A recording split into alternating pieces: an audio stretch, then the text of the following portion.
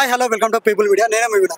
So ఈరోజు వచ్చేసి మనతో పాటు తెలంగాణలో కల్వకుంట్ల ఫ్యామిలీకి సంబంధించిన తెలియని వాళ్ళు అంటే ఎవరు ఉన్నారు, అలాంటి ఫ్యామిలీ నుంచి కల్వకుంట్ల రమ్యారావు గారు ఉన్నారు. ఆవిడతో మనం మాట్లాడాం. మేడం నమస్తే. మేడం నమస్కారం. ఎలా ఉన్నారు మేడం? బాగున్నానండి. మేడం ఇప్పుడు జూబ్లీహిల్స్ ఉప ఎన్నికలు నడుస్తున్నాయి. సో దీంట్లో ఎవరు గెలవబోతున్నారు, అసలు ఏంటి? చాలా గరంగరంగా ఉన్నాయి. ఇక్కడ వాళ్ళు బీజేపీ వాళ్ళు బాగానే హడావిడి చేస్తున్నారు, బీఆర్ఎస్ వాళ్ళు బాగానే హడావిడి చేస్తున్నారు, కాంగ్రెస్ వాళ్ళు బాగా హడావిడి చేస్తున్నారు. అసలు ఎవరు గెలవబోతున్నారు, ఏంటి అసలు? హడావుడి ముఖ్యంగా అది ఇక్కడ ప్రజలకు ఎవరు అందుబాటులో ఉన్నాం, ఎవరు ప్రజలకు సంబంధించిన వాడు, ఎవరు అందరి వాడు అనేది ఇక్కడ లెక్క. అందరి వాడు అందరి బంధువు ఇక్కడ నవీనే కాబట్టి తప్పకుండా నవీనే భారీ ఘన విజయం సాధించబోతున్నాడు. ఎందుకంటే నవీన్ చిన్నప్పటి నుంచి కూడా గల్లీ బిడ్డగా ఎదిగిన వ్యక్తి, అందరి సమస్యలు తెలిసిన వ్యక్తి, అందరి బిడ్డ, బీసీ బిడ్డ. ప్రతి గల్లీలో కూడా గతంలో మూడు టర్మ్లు వేసిన వ్యక్తికి ప్రతి గల్లీలో ప్రతి వ్యక్తి తెలియడు. కానీ నవీన్కు తెలియని వ్యక్తి లేడు, నవీన్కు తెలియని వ్యక్తి లేడు. కాబట్టి నవీన్ అందరి వాడు, నవీన్కి అన్ని సమస్యలు తెలుసు కాబట్టి డెఫినెట్గా నవీనే ఘన విజయం సాధించబోతున్నాడు. ఒకటి మేడం, అయితే ఇప్పుడు కాంగ్రెస్ పార్టీలో కొంచెం అంటే ప్రజల్లో కొంచెం వ్యతిరేకత ఉంది అని చెప్పేసి కొన్ని మాట్లాడుతూ ఉన్నారు. అంటే కొన్ని ఇచ్చిన హామీలు నెరవేర్చలేదు కాబట్టి అన్న మంచోడు అయినా సరే, నిలబడ్డ క్యాండిడేట్ మంచోడు అయినా కానీ పార్టీ నుంచి ఏమైనా ఎఫెక్ట్ పడుతుంది వచ్చినా ఏమని మాట్లాడుతూ ఉన్నారు. దాని గురించి మీరు ఏమంటారు? కాంగ్రెస్ పార్టీ మీద వ్యతిరేకత ఉందని ప్రజలు అనుకోవట్లేదు. కాంగ్రెస్ పార్టీ మీద వ్యతిరేకత ఎవరికి ఉంది? బీఆర్ఎస్ పార్టీకి ఉంది వ్యతిరేకత. డెఫినెట్గా వాళ్ళు విపక్షంలో ఉన్నారు, మేము ప్రజాపక్షంలో ఉన్నాం కాబట్టి వ్యతిరేకత వాళ్ళకు ఉంది. కానీ ప్రజలకు ఏం వ్యతిరేకత లేదు. ప్రజలు పక్కాగా మాతోటే ఉన్నారు. మేము కాంగ్రెస్ పార్టీ అంటేనే ప్రజల పార్టీ, పేదల పార్టీ, బడుగు బలహీన వర్గాల పార్టీ.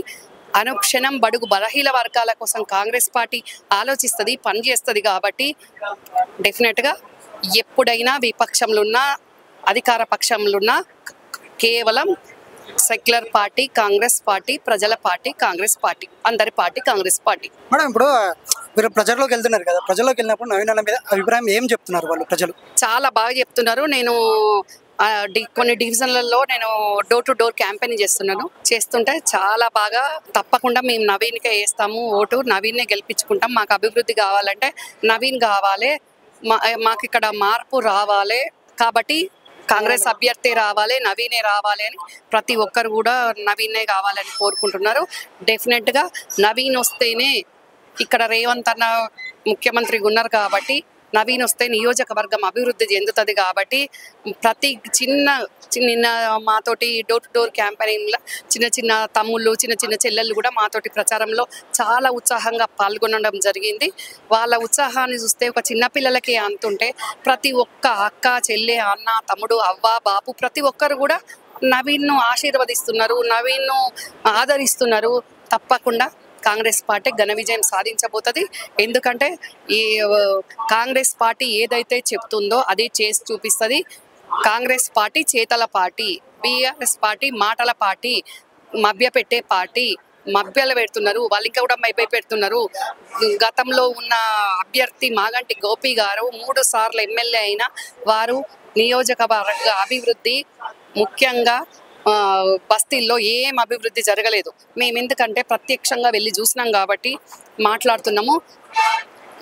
15 సంవత్సరాల్లో జరిగిన అభివృద్ధిని ఇప్పుడు మా నవీన్ 3 సంవత్సరాల కాలంలో చేసి చూపిస్తాడు.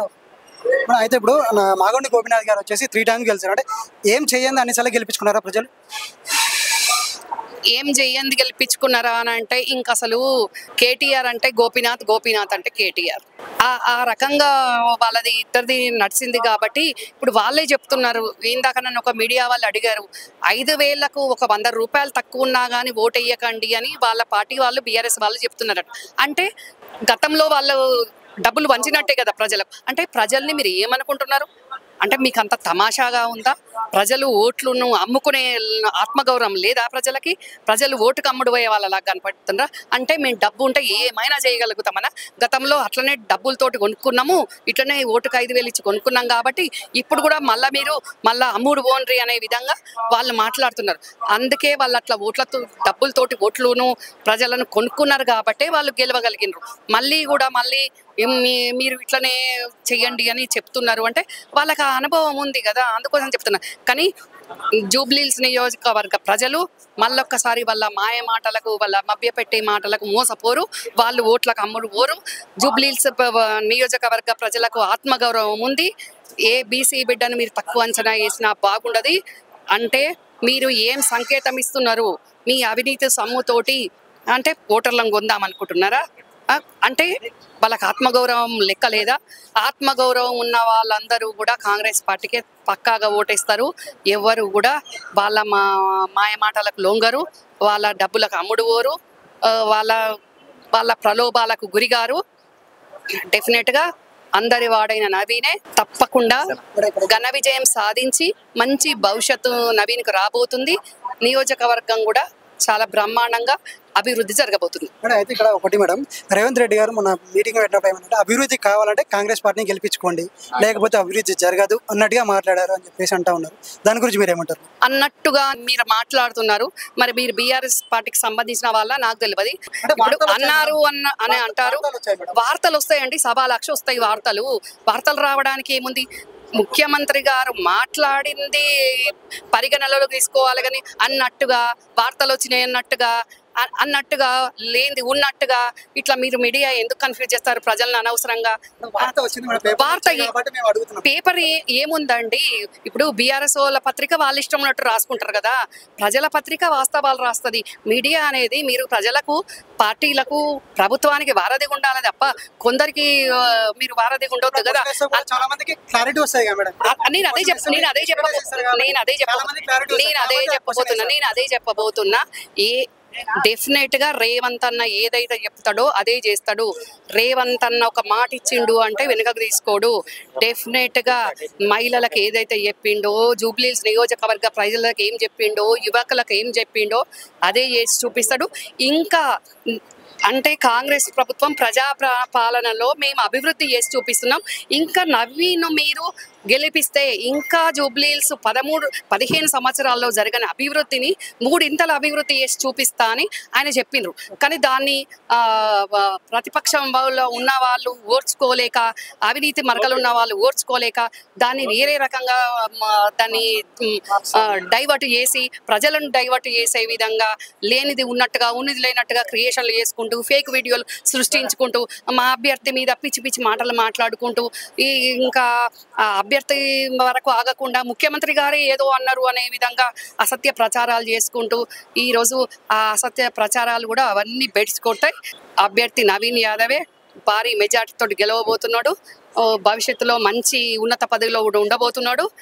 డెఫినెట్గా జూబ్లీహిల్స్ నియోజకవర్గం కూడా చాలా మంచిగా అభివృద్ధి చెందబోతుంది. నిన్న నేను గల్లీలలో డోర్ టు డోర్ క్యాంపెయిన్ చేయడం జరిగింది. నేను ఒకటే అడుగుతున్నా, ఓటు కమ్ముడు బొమ్మని ఏ నాయకుడైతే మాటలు చెప్తున్నాడో ఆ నాయకుడు మున్సిపల్ మంత్రిగా ఉన్నప్పుడు ఈ గల్లీలో ఏ రోజన్నా అడుగుపెట్టి చూసిండా? గోపీనాథ్ తోటే ఉన్నాడు. గోపీనాథ్ అంటే కేటీఆర్ అంటే గోపీనాథ్ ఉన్న చందంగా నడిచింది అప్పుడు. మరి ఆ గల్లీలన్నీ ఎందుకు నడవాలి? రోడ్ల మీద రోడ్ షోలు చేసుకొని, ఫ్లడ్ లైట్లు పెట్టుకొని, ఫ్లడ్ లైట్లలో వర్షంలో ఆడోళ్ళతోటి డిస్కో డ్యాన్సులు చేపించినట్టు ఈరోజు పార్టీ డ్యాన్సులు చేపిస్తున్న వాళ్ళు ఈరోజు మళ్ళీ మా మీద మా ముఖ్యమంత్రి గారు లేను అన్నట్టు ఈరోజు మాట్లాడడం అనేది వాళ్ళ వివేకానికి, వాళ్ళ విజ్ఞతకు, వాళ్ళ అవగాహన రాహిత్యానికి, వాళ్ళ అభద్రతకు నిదర్శనంగా ఓడిపోతున్నాము అన్న దాంట్లో వాళ్ళు చేస్తున్న అసత్య ప్రచారణ అంత తప్ప. లాస్ట్ క్వశ్చన్, రీసెంట్ గా ఫామ్ హౌస్ లో వచ్చేసి కేసీఆర్ మీటింగ్ పెట్టారు. సో అప్పుడు చెప్పిన విషయం ఏంటంటే ఆల్రెడీ మనం గెలిచేసాము, మెజారిటీ కోసం చూడాలని చెప్పేసి అన్నారు. అంటే దీని గురించి ఏమంటారు? మరి ఫామ్ హౌస్ లో కూర్చొని కేసీఆర్ గారు ఆల్రెడీ గెలిచేసినాము, మెజార్టీ చూడాలన్నప్పుడు మరి అది ఎందుకు అందరికీ వాళ్ళు వస్తున్నారు? లంకలకి వెళ్ళి వచ్చిన రాక్షస ముఠాలాగా మొత్తం జూబ్లీహిల్స్ గల్లీలలో మా కాంగ్రెస్ పార్టీ వాళ్ళు వెళితే భయపెట్టే విధంగా, భయభ్రాంతులకి గురి చేసే విధంగా అడగోలు మాటలు మాట్లాడుకుంటూ మరి గెలిచి మెజారిటీ వచ్చే వాళ్ళు సైలెంట్ కూరుకోవచ్చు కదా. మరి అవతల పార్టీ మీద లేని అడ్డగోలు ఆరోపణలు చేయాల్సిన అవసరం ఏంది? అభద్రతలు ఉన్న వాళ్ళే అడ్డమైన ఆరోపణలు చేస్తారు కదా.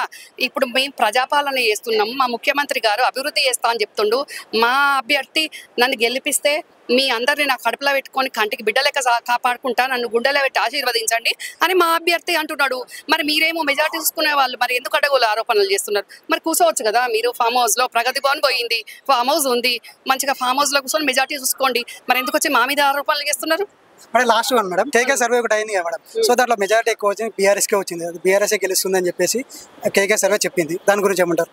ఇక అది కేకే సర్వేనా, కాకి సర్వేనా, పీకే సర్వేనా, గోకే సర్వేనా మనకు తెలియదు. కానీ మేము ఒకటే ప్రజా తీర్పును గౌరవిస్తాము. ప్రజలు కాంగ్రెస్ పార్టీ తోటి ఉన్నారు, ప్రజలు కాంగ్రెస్ పార్టీని ఆదరించిండ్రు, ప్రజలు ఇచ్చిన ఆశీర్వచనాలు ఆదరణలతోటే మేము ఇవాళ ప్రజాపాలన చేస్తున్నాము. డెఫినెట్ గా నవీన్ కూడా జూబ్లీహిల్స్ ప్రజలు ఆదరిస్తారు. డెఫినెట్ గా నవీను ప్రతి ఒక్కరికి అండా దండగా, అన్న తమ్మునిగా, నోట్లో తలలో నాలుకలాగా ఉంటాడు. అతి చిన్న వయసులో ఒక మంచి గొప్ప నాయకునిగా నవీన్ రాబోతున్నాడు. నవీన్ ఎట్లా ఎదిగితే జూబ్లీహిల్స్ లో ఉన్న గల్లీ ప్రతి బిడ్డ ఎదిగినట్టే, ఒక్క నవీన్ ఎదిగినట్టు కాదు. జూబ్లీహిల్స్ లో ఉన్న ప్రతి బీసీ బిడ్డ, జూబ్లీహిల్స్ లో ఉన్న ప్రతి మైనారిటీ బిడ్డ, ఏ వర్గం వాళ్ళైనా కానివ్వండి, ఏ కులం వాళ్ళైనా కానివ్వండి, ఏ మతం వాళ్ళు కానివ్వండి, ప్రతి ఒక్కరూ నవీన్ రూపంలో వాళ్ళందరూ కూడా నవీన్ వాళ్ళందరికీ కూడా డెవలప్ చేస్తాడు. తప్పకుండా కూడా ఈ నియోజకవర్గానికి ప్రత్యేకమైన నిధులు కూడా రేవంత్ అన్న కేటాయిస్తారు. ఓన్లీ జూబ్లీహిల్స్ మెయిన్ రోడ్లలో చూసి కాకుండా గల్లీల్లో గత పాలకులు, మున్సిపల్ మంత్రిగా ఉన్న వాళ్ళు, షాడో మంత్రిగా ఉన్న గోపీనాథ్ గారు మరి చెయ్యలేని అభివృద్ధి నవీన్ చేసి చూపించబోతున్నాడు. మేడం అయితే నవీన్ అన్న వచ్చేసి 2000 మెంబర్స్కి శ్రీమంతం చేశారు, లేని వాళ్ళకి కూడా హెల్ప్ చేశారు స్కూలు కాలేజ్ టైంలో. ఇవన్నీ చెప్పుకోకపోవడం వల్లనే అన్న ఈ విధంగా నెగిటివ్ స్ప్రెడ్ అయింది అనుకోవచ్చా? ఎట్లా? నేనేం చెప్పినా కాంగ్రెస్ పార్టీ ఏదైతే చెప్తుందో అదే చేస్తుంది, లేనిపోని మాటలు చెప్పదని ఎట్లా చెప్పినో, కాంగ్రెస్ పార్టీ అభ్యర్థి అయిన మా నవీన్ కూడా తను గతంలో 2000 కుటుంబాలకు చేసిండా, 20,000 కుటుంబాలకు చేదోడు వాదోడు ఉన్నాడా అనేది చెప్పకుండా 4 లక్షల ఓటర్లను వీళ్ళందరికీ జవాబుదారీగా నేను ఉంటా అనే విధంగా నవీను, అందుకే తను ఎమ్మెల్యేగా అయితే ఏం చెయ్యబోతు అనేది ఆయన ప్రణాళిక ఆయనకు ఉంది. డెఫినెట్ గా నవీను అందరికంటే అతి చిన్న వయసులో నియోజకవర్గాన్ని అందరిని మెప్పించే విధంగా తను గతంలో చేసిన దానికంటే చేసింది చెప్పలేదు అని మీరు అంటున్నారు, కానీ చెప్పకుండా చేసి చూపించే సత్తా నవీన్ దగ్గర ఉంది. కాబట్టి డెఫినెట్ గా అందరి భ్రమలు అంటే బీఆర్ఎస్ భ్రమలను తొలగించే విధంగా డెఫినెట్ గా నవీన్ అభివృద్ధి చేసి చూపిస్తాడు. 4 లక్షల ఓటర్లు కూడా ఈరోజు కొందరు వాళ్ళ మాయ మాటలకు, మభ్య మాటలకు, ప్రలోభాలకు గురవుతుండొచ్చు, కానీ మెజారిటీ ప్రజలందరూ కూడా నవీనే కావాలనుకుంటున్నారు, కాంగ్రెస్ పార్టీ రావాలనుకుంటున్నారు. ముఖ్యమంత్రి రేవంత్ అన్న గారు చేసే పాలన కానివ్వండి, ఇందిరమ్మ రాజ్యం కానివ్వండి, మా రాహుల్ గాంధీ గారు ప్రధానమంత్రి కావాలంటే కూడా డెఫినెట్గా యువకులు అవసరం. కాబట్టి డెఫినెట్గా నవీన్ మంచి ఘన విజయం సాధించబోతున్నాడు. లైక్ చేయండి, షేర్ చేయండి, సబ్స్క్రైబ్ చేయండి. మరిన్ని వీడియోల కోసం బెల్ సింబల్ పై క్లిక్ చేయండి.